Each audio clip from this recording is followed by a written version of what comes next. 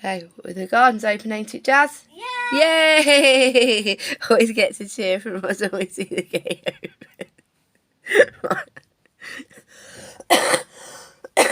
open. Mine's usually partially sarcastic. Yeah, coffee in her. Never mind. They went in there. So we had a good roam about, didn't we, Jazz? Yeah. Yeah. I said, here, Jazz. It's Sunday today, ain't it? Yeah. Yeah. And my dad, in the 80s, well, and before, I think you'll find since we've been born, and up until, God, I don't know when we stopped doing it, probably when we didn't want to do it no more. Oh, I went to secondary school in 88, possibly around then. But can we sit down, please? Most weekends we'd either walk. In this instance, we did walk, not far, just to fields around where we used to be and where we used to live. You could access them freely. And so that would have been 1985-6 when we arrived there in Derbyshire. Now, I lived in a village and then we went to school in another village. I walked. You could get a bus, but not that far. So I walked. It's a place called Denby. And as we know, you might be familiar with this. Denby pottery. You know, them posh plates that Lewis's sell. Them. Yeah, I made there. In the factory, I walk past it every day. I've been inside it on school trips. I've had a coffee there in the visitors centre, Jacket Potato now. It is nice, it's very historical. Anyway, Dad was obviously aware that was there in 1985-86 and he took us all out one afternoon.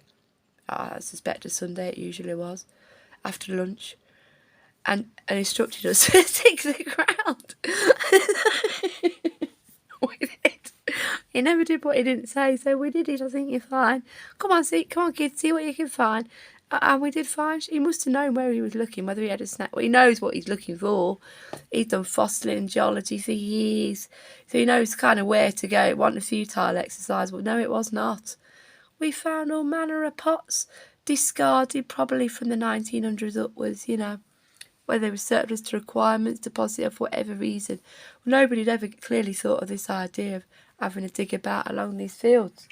So we did. Came back, scrubbed them all up. Like, look at this. We had shitloads of, at least 30. Varying sizes, inkwells, Denby on them and the rest. I suspect we did have them. He got them when the separation. So I suspect he has still got them. I don't see why he wouldn't. Something of that value to him in terms of history, but also probably to her in terms of money. So I suspect he's still got them. Anyway, I said, this is what, let's have a look at up here, Jazz. And I was, in all genuineness, just, there's no kids, just me and Jazz. Jazz is off over there. I was looking on that mound I saw the other day, just looking at what the fuck was there. But see if it was safe for me, A, me to tread on, and B, Jazz, given what could have been there. But I didn't spot anything, so it's not hard to see what I was looking for. So I said, oh, what's that? And I bent down a bit further down. And it's a brick. Oh, it's weathered. Yeah, that's old Daddy's, Jazz. How do you know? I said, fuck me. I said, I bet that's, you know, valuable, stroke historical, stroke could be worth something. She goes, why? It's old. It's clean now. We've digged it out. We've got two. Took them out the ground, look. London brick. Our two didn't know this, couldn't tell when it had dirt on. And numbered. We've got together number 21, 34, and 22, 34. It's like, oh, that's even better, Jasmine, yes. So we didn't have a backup, we were just strolling about, having a look. There's one weathered one. I was like, oh, what's that then? One with its back like that. I was like, in the soil, submerged in the soil. I was like, so I had that out. This one, Jazz, what about him? His mate next to him. Yeah, it is what he is. And they're on my phone going, oh, looking up, reading on Wikipedia about him. So, right, I said, we need a bag. I said, I can't struggle back in with him. I think I've gone nuts. And, you know, so I'll have to, we went, so let's go and get a bag, a recyclable bag. Quick, let's get back, get him. We're like, yes, there's no one here. Quick, we know what we need to do. Put him in the bag. Have a pot around the garden, come back up, clean him up. I'm very impressed with him. That's made my day. That kind of thing pleases me. Now thinking, well, how long have they been here? The company was established in 1900. According to Wikipedia, they estimate 5 million homes in the UK alone. Well, it's got to be in the UK, are built out of them.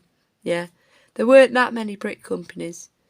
They did get into some financial difficulties around 2008.